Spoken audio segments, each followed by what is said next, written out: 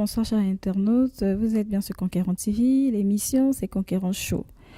Nous sommes de retour sur ce plateau pour la deuxième partie de notre émission, comme annoncé à la première, sur les différentes activités que le révérend apôtre Gauthier Mbilé organise durant le mois de mai et de juin. Et la première émission, nous avons parlé sur le séminaire, les pièges de la destinée. Aujourd'hui, c'est la conférence le sens de l'essence en sens nos sens. Je suis arrivée. Bonjour, pasteur. Bonjour. Le sens de l'essence en sens nos sens. Pasteur, expliquez-nous. Comme vous l'annoncez, ça sera une conférence, je dirais encore mieux une école, parce que là on sera dans une étude.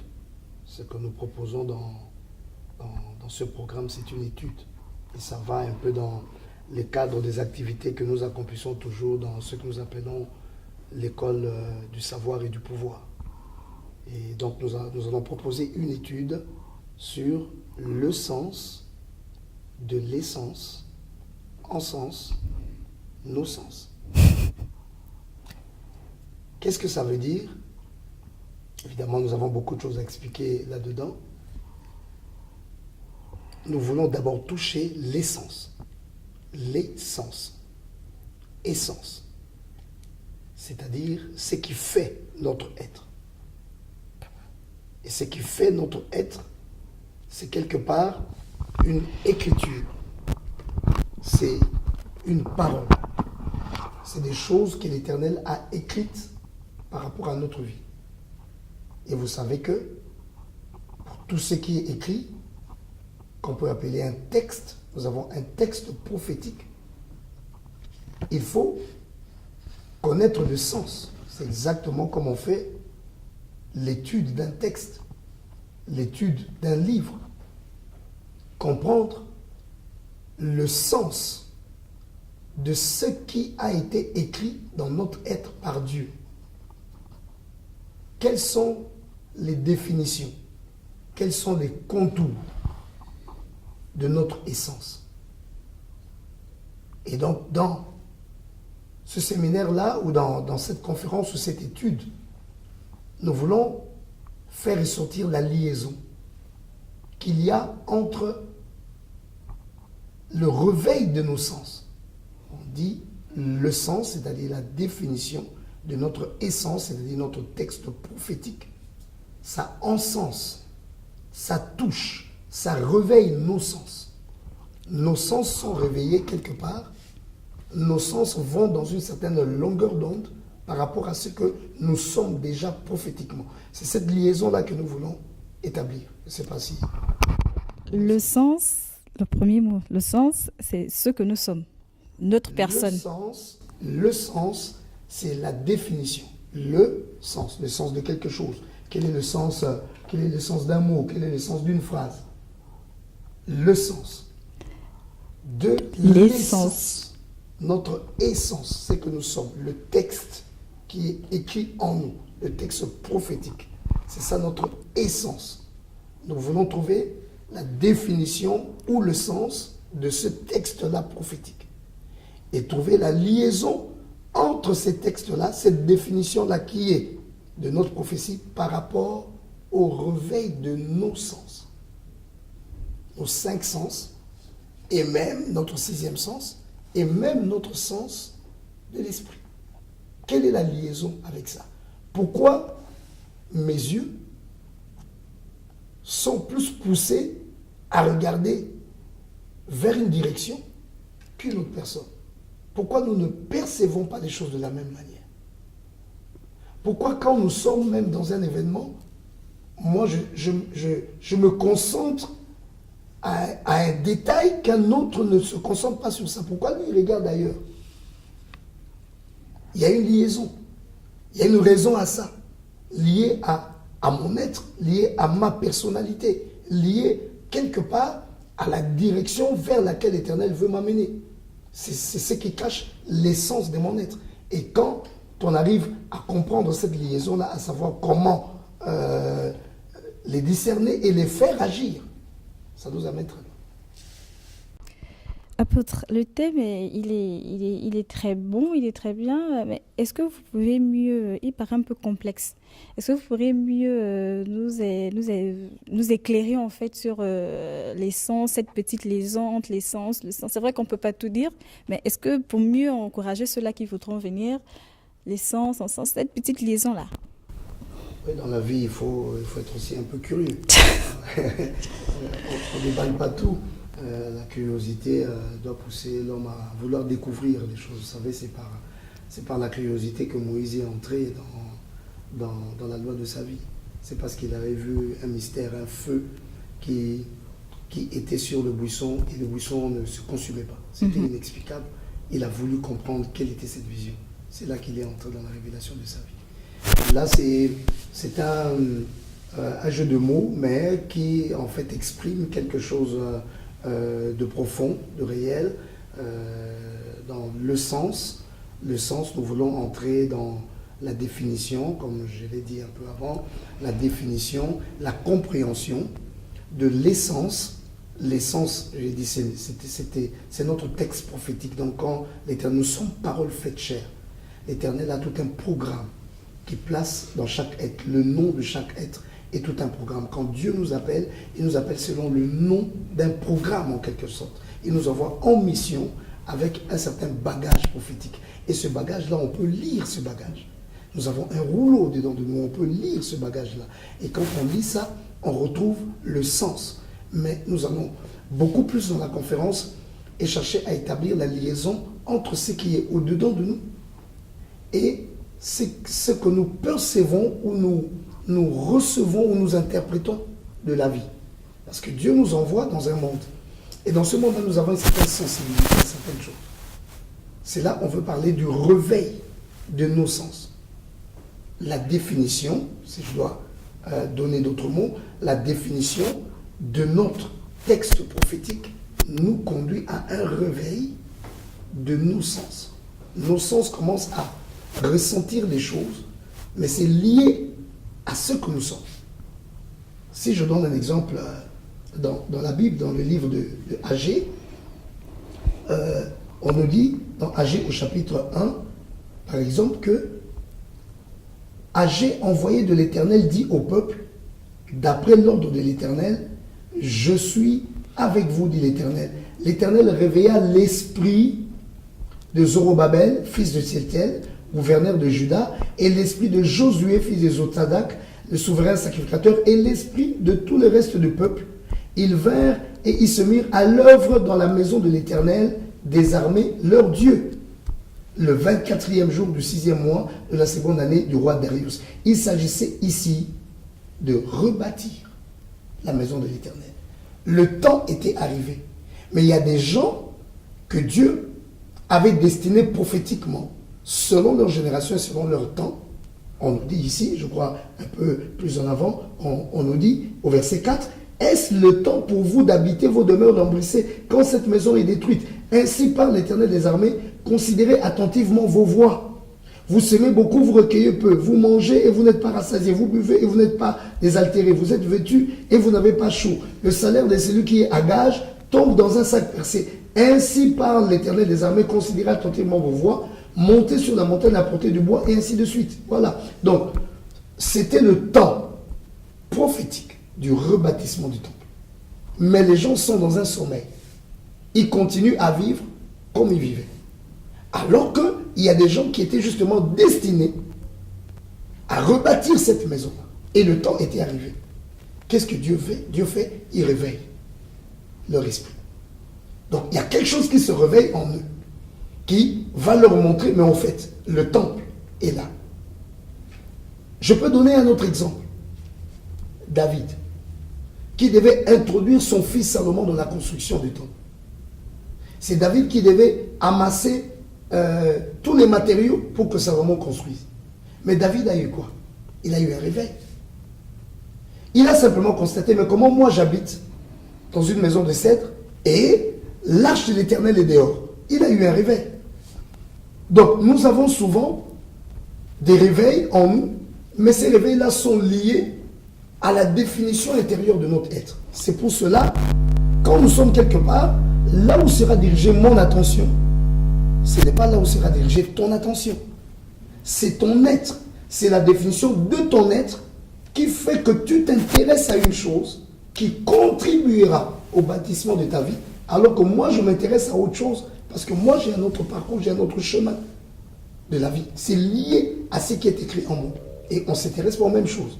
Donc, c'est là qu'on veut faire cette liaison entre cette définition-là qui est en nous et nos sens qui se réveillent. Dans nos sens, je ne sais pas si je peux aborder déjà dans nos sens, je ne vais pas tout donner, mais dans nos sens, nous avons d'abord nos 5 sens, où nous avons la vue, l'odorat, nous avons l'ouïe, le goût, le toucher. Déjà ces 5 sens-là, mais ces 5 sens-là, ça représente 5 mondes. Ça représente 5 mondes. La vue n'est que une petite expression de tout un monde qui s'appelle le monde de la perception. On perçoit quelque chose, on entre dans une perception et on peut voir sans les yeux. Parce qu'il y a un monde de la perception. Le monde, par exemple, de l'intelligence, c'est un monde de lumière, c'est un monde de découverte. On découvre, c'est-à-dire on voit. Mais on ne voit pas avec les yeux. Les yeux, ce sont les yeux de la chair. Mais il y a d'autres dimensions des yeux. Le monde de la perception. Et quelqu'un peut percevoir, quelqu'un peut voir quelque chose. Donc, on va entrer, par exemple, dans le monde de l'odorat. L'odorat, c'est aussi une petite image, une petite expression du monde du flair. On ne sent pas seulement avec le nez. Notre esprit ressent des choses. Quand ton esprit peut se réveiller, tu sens qu'il y a quelque chose qui va se passer. Quand on parle dans le monde des affaires, le flair, quelqu'un sent que ça, là, si on fait ça, ça va marcher. C'est le même monde-là de l'odorat qui s'appelle le monde du flair. Mais ça se réveille. Et quand on sait établir en fait la liaison, donc je me battais dans cette étude-là pour montrer comment on peut établir le pont, parce que les ponts peuvent être coupés. Ceux qui étaient là, qui étaient destinés à reconstruire la maison de l'Éternel, dormaient parce que le pont était coupé. Et quand on dit l'Éternel réveilla leur esprit, ça veut dire le Dieu avait établi le pont. Pas réveiller. Est-ce qu'on va dire que le pont a été coupé? On pourra dire que le pont dort, que ça dort au dos de nous. C'est la même chose. Il faudra... Mais... C'est coupé. Non, il dort. C'est coupé, c'est la même chose. Mais si nous n'arrivons pas... Je devais avoir la sensibilité sur quelque chose, mais je n'ai pas cette sensibilité-là. Il y a un problème. Ça dort ou c'est coupé, c'est la même chose. Dû à quoi? Mais c'est dû à beaucoup de choses. La distraction, par exemple. Quelqu'un peut être distrait. Quelqu'un peut se balader dans d'autres choses et ne pas se concentrer dans sa vie. Et qu'est-ce qui se passe? Mais imaginez que Moïse ne soit pas quelqu'un, je vais parler de la curiosité. Imaginez que Moïse ne soit pas quelqu'un de curieux, qu'il soit distrait, perdu dans beaucoup de choses. Et que cette image-là, il dit, bah, c'est quoi qui se passe là? Il passe son chemin. Mais il est passé à côté de sa vie. Il y a eu un réveil de ses sens. Pourquoi ça? C'est comme s'il se cache quelque chose. On peut dire qu'il a eu un flair. Donc la curiosité n'est pas un mauvais défaut. Ben, il y a des mauvaises curiosités, il y a des bonnes curiosités. La curiosité, c'est quand même la loi des intelligents. Non, on ne peut pas être intelligent sans curiosité. La curiosité, c'est ce qui conduit à la découverte et c'est ce qui fait avancer le monde. Quand on n'est pas curieux, le monde n'avance pas. L'intelligence de Dieu, elle est inscrite et elle est cachée. On dit, la gloire de Dieu, c'est de cacher des choses. Et la gloire des rois, c'est de les sonder. On doit sonder. La Bible, là, c'est un livre caché. Si tu n'es pas curieux, si tu ne sais pas t'arrêter, tu ne sais pas percer, mais qu'est-ce qui va t'arrêter? C'est ton essence. Quand tu vas feuilleter les pages de la Bible, il y a un verset qui va t'arrêter. Pourquoi moi je me suis arrêté sur le premier verset, toi tu t'es arrêté sur le second? Pourquoi? C'est ton essence qui t'arrête là parce qu'il y a un chemin pour toi là. Il y a une richesse pour toi là. Il y a un parcours pour toi là. Il y a une pierre précieuse pour toi là. Il y a quelque chose que tu dois ramasser là. Mais qui ne me concerne pas. Jésus-Christ. il avait tous les livres prophétiques, là, il avait ça dans sa main. Mais quand il sort du désert, il prend le rouleau, il ne lit pas tout le rouleau, il tombe dans les livres d'Ésaïe, il tombe, l'Esprit du Seigneur est sur moi, il dit cette parole me concerne, cette parole s'accomplit aujourd'hui. Ça le concernait au premier point. Il s'est arrêté sur ça. Il y a des choses qui nous arrêtent. Pourquoi ça nous arrête? Eh bien, parce que c'est lié à notre essence. Donc il y a tout ça, il y a le monde de la sensation, de toucher, c'est la sensation de sentir des choses. Sentir des choses. Il y a le monde du goût, c'est le monde de l'appréciation. Savoir apprécier les choses. C'est bon, c'est pas bon. Ça passera pas. Apprécier les choses. L'entendement. Là où lui se trouve, c'est le monde de l'entendement. On n'entend pas toujours avec les oreilles. Voilà. L'entendement, ça vient d'avoir avec les oreilles. Les oreilles font partie de ce monde-là. Ce n'est qu'une petite expression. Mais ce monde-là est vaste. Et c'est là que nous voulons naviguer par l'esprit. Établir le pont avec notre sens et amener les gens à voir le réveil de leur sens. Ça fera en sorte qu'ils ne passeront pas devant les événements qui sont essentiels à leur vie. Ils saisiront des opportunités. Pour ceux qui sont curieux, comment venez assister à la conférence pour mieux connaître et tout savoir? Le 24, le 25, le 26, le 27 et le 28, à partir de 18h pile à la chapelle des Conquérants. Apôtre, c'est ouvert. Il faudra qu'ils prennent contact parce qu'il y a des macarons à prendre pour. Comme c'est une école, c'est une étude, voilà, qu'ils prennent contact et ils pourront participer à cette école. Le contact s'affichera au bas de notre écran. Alors, apôtre, nous allons passer à la conférence suivante, qui, elle, se passera à Nancy. Nous avons dit c'est du 2, je crois du 6 au 12 juin. Au 12 juin. La marche dans le tabernacle. Alors, apôtre, qu'est-ce que la marche dans le tabernacle? D'abord, nous saluons le peuple de Nancy. Je me souviens toujours quand j'étais encore tout jeune, on parlait de ces coins-là sans même les connaître. On chantait en passant par la Lorraine avec mes sabots. Tu connais ça? Non. Bon, les jeunes d'aujourd'hui ne connaissent pas beaucoup de choses.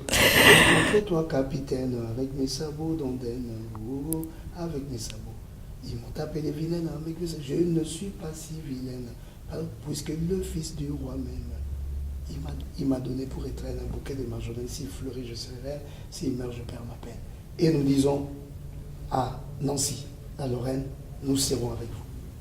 À partir du 6 jusqu'au 12, nous venons vous apporter un message puissant sur la marche dans les tabernacles. Nancy, tu n'es pas vilaine, puisque le Fils du roi t'aime. Jésus t'aime. Et Jésus va visiter cette ville. La marche dans les tabernacles ou le processus secret de la prière. C'est une conférence que j'ai eu à tenir déjà à Libreville et je crois au Congo-Kinshasa aussi, que je vais apporter à Nancy parce que c'est l'une des clés pour arriver à un nouveau départ dans sa vie, une restauration parfaite de son être, à se remettre sur le starting block et prendre la course de la vie. Parce qu'il y a des choses dans notre vie qui font en sorte que nous avons été un peu réduits, souillés. Comment refaire cela? Et c'est Dieu qui a vu l'homme a tombé. L'homme était tombé. La chute de l'homme, c'est une chute de 7 niveaux. Et je révèle dans la marche du tabernacle les 7 niveaux de la chute de l'homme. Et je propose dans la marche du tabernacle comment restaurer, comment remonter de chaque niveau jusqu'à se retrouver au 7e niveau où nous retrouvons l'intimité avec Dieu. Dieu avait amené Moïse, il lui a montré justement les tabernacles. Il a dit bâtis selon le modèle. Et là, dans les tabernacles, il y avait cet élément. Ces 7 éléments-là sont des mystères la vie d'un homme. Parce qu'il y a déjà les 3 parties du tabernacle qui représentent le corps, l'âme et l'esprit. En fait, le tabernacle n'est pas longitudinal. Le tabernacle, dans la réalité de l'humain, c'est horizontal. J'ai bien dit Oui, horizontal. Horizontal. Vertical. Voilà, vertical, excusez-moi. Donc, le tabernacle est vertical. C'est-à-dire, ça part de bas en haut. C'est ça la chute de l'homme. L'homme était dans le jardin d'Éden. Le jardin d'Éden, c'est le lieu très saint. Là, il y avait l'intimité de Dieu. Quand l'homme chute, en fait, il perd un premier niveau, un deuxième, un troisième, jusqu'à ce qu'il arrive au niveau du parvis et il sort même du parvis. Et quand Dieu demande à Moïse, justement, de bâtir le tabernacle, il y avait un mouvement que le souverain sacrificateur faisait. À chaque mouvement qu'il faisait, il restaurait la vie du peuple d'Israël qui était dehors. Et Jésus-Christ est venu respecter ce même schéma-là parce que lui, il est entré dans le tabernacle plus parfait de la Bible dans l'hébreu, le véritable tabernacle céleste. C'est pourquoi il est parti se livrer comme sacrifice. Et il est entré. Avec son propre sang. Et là, il restaure notre vie. Donc, on va définir ces différentes étapes là où nous aurons le mystère de la cuve d'airain, le mystère de l'autel des sacrifices, le mystère de la table des pains des propositions, le mystère du chandelier, le mystère de l'autel de parfum, le mystère du propitiatoire et le mystère du coffre secret ou l'arche de l'alliance. Apôtre, quelle différence existe-t-il entre le processus décrit dans la marche du tabernacle et celui qui nous est recommandé dans la Bible en Matthieu 6, verset 6, qui dit gardez-vous de pratiquer votre justice. Non, on va dire, oui, c'est ça. Gardez-vous de pratiquer votre justice devant les hommes pour vous faire remarquer d'eux, sinon vous n'aurez pas de récompense auprès de votre Père qui est dans les cieux. Quand donc tu fais l'aumône, ne va pas, c'est un peu long, on va dire, et quand vous priez, ne soyez pas comme les hypocrites, ils aiment faire les prières à se camper dans les synagogues et les carrefours, enfin qu'on les voit. En vérité, je vous le dis, ils tiennent déjà à leur récompense. Pour toi, quand tu pries, retire-toi dans ta chambre, ferme sur toi ta porte et prie ton Père qui est là dans le secret, et ton Père qui te voit dans le secret te le rendra. Oui, dans la Bible, on nous parle de la prière en secret, rentre dans ta chambre et prie. Mais tu pries comment? Ce que nous devons savoir, c'est la prière, il y a des principes. Il y a une certaine connaissance qu'il faut avoir pour rendre sa prière efficace. La Bible dit que la prière du juste a une grande efficacité. Quelle est la prière du juste? Le juste, c'est celui-là qui, quelque part, connaît les principes de Dieu. Jésus-Christ lui-même, les disciples, les apôtres lui avaient posé la question « Apprends-nous à prier ». Et il avait donné un canevas de prière, un style de prière de notre Père. Donc il avait dit « Voici comment vous devez prier ». Donc la prière, il y a des cheminements. Là, il y a des schémas des prières. Il y a des schémas des prières, surtout quand on veut agir pour une situation ou une circonstance particulière. Il y a des schémas des prières. Il y a des schémas des prières et Dieu propose le schéma de prière de la marche dans les tabernacles pour une restauration ou pour un nouveau départ. Un nouveau départ, ça peut être un nouveau départ parce que quelqu'un quelque part s'est retrouvé un peu perdu, il veut se relancer. Un nouveau départ parce qu'on est à une nouvelle étape, on veut se lancer, comme nous avons l'habitude de proposer la marche dans les tabernacles aux enfants de Dieu au début de chaque année, et même les enfants d'Israël, ils faisaient, le souverain sacrificateur, il faisait cette démarche-là chaque année. C'était comme une sorte de renouvellement d'alliance. Il devait ramener l'alliance, la grâce aux enfants d'Israël. Et donc, c'était tout un processus caché de la prière que Jésus a accompli.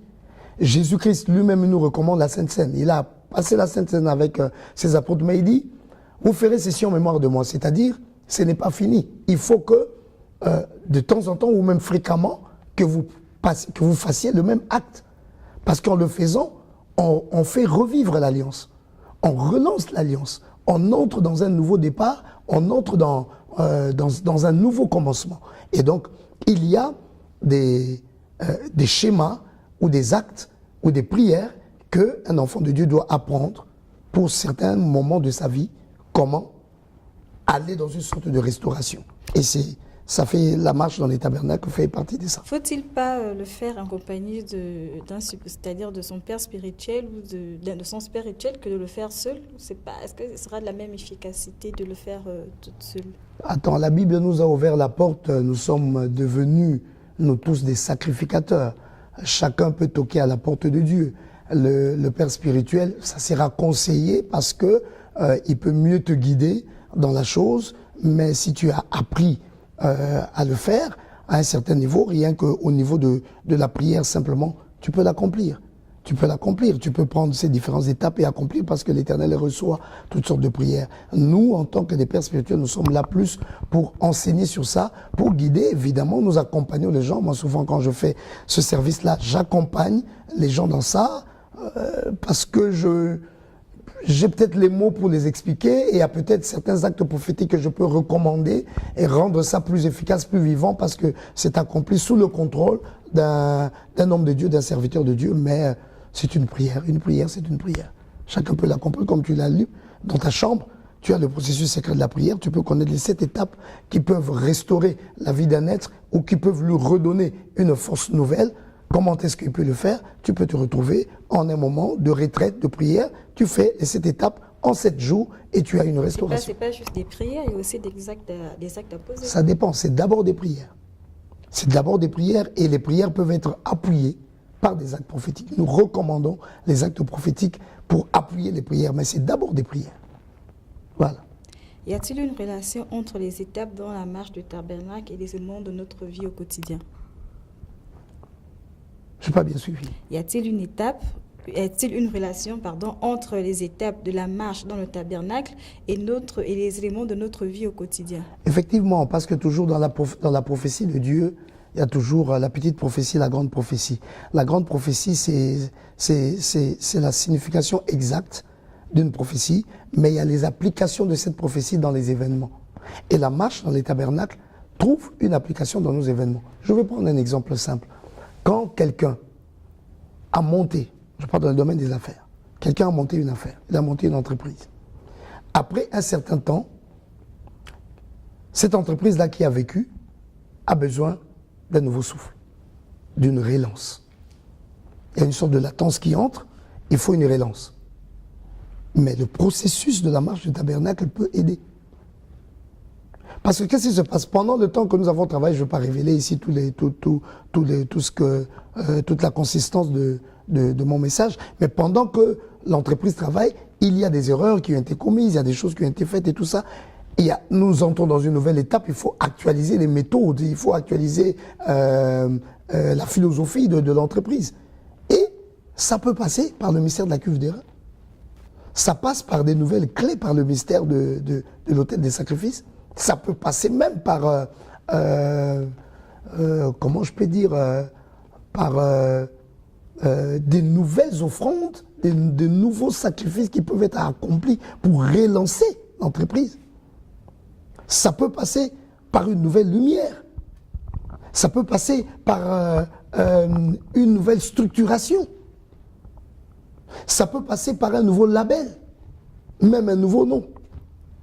Et tout ça, on peut retracer cela dans la marche dans les tabernacles jusqu'à ce qu'on retrouve le jardin d'Éden, la connexion, le lieu de l'alliance parfaite, là où se cache le coffre secret, là où il était placé la manne, le bâton d'Aaron qui avait fleuri, et la table de l'alliance, qui sont les mystères de l'arbre de vie.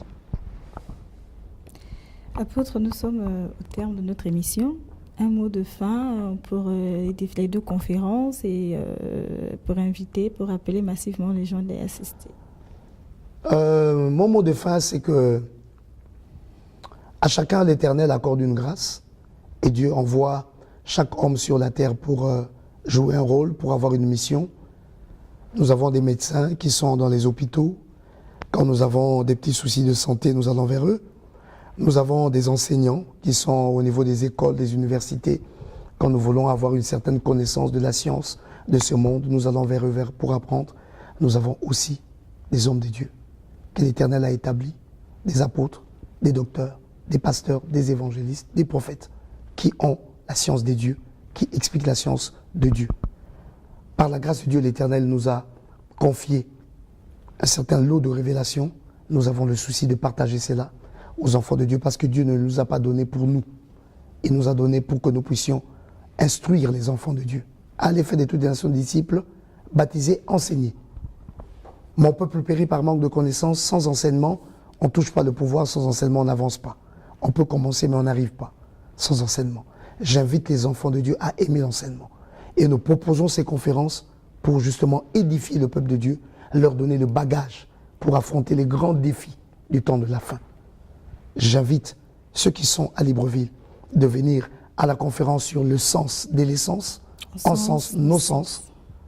Je ne sais pas, vous pouvez rappeler les dates. Le 24, le 25, le 26, le 27. À partir du 24, oui, le 24 mai, le 25 mai, le 26, le 27. Et puis, venir aussi, nous terminons le 27, c'est ça? Le 28. Et le 28. Nous irons jusqu'à samedi. Et venir donc participer à cette conférence. Il y a des macarons qui seront là pour l'accès parce que c'est une école. Informez-vous avec les contacts qui seront certainement donnés pour que vous puissiez avoir ces macarons. C'est très important. Et je parle à ceux qui sont à Nancy ou à ceux qui seront aux alentours de Nancy. Du 6 au 12, nous sommes à Nancy. Nous vous invitons à être là. Je crois aussi qu'on vous présentera l'adresse où se passera notre conférence sur la marche dans les tabernacles. Ça sera ouvert à tout le monde. Si vous êtes à Nancy ou dans les alentours, prenez, arrangez votre programme pour être là. Vraiment, je sais que vous serez édifiés. Et parce que c'est la chose de Dieu, ce message sera accompagné des miracles et des prodiges. Nous prierons pour les enfants de Dieu. Nous ouvrirons des portes et nous savons que l'Éternel va accorder à ses enfants le bonheur et les privilèges du succès. Que l'Éternel vous bénisse. Merci, apôtre Gauthier Mbilé. Merci, Nelly. Notre émission est à présent terminée. Merci de nous avoir suivis. Restez connectés sur Conquérant TV. Que Dieu vous bénisse.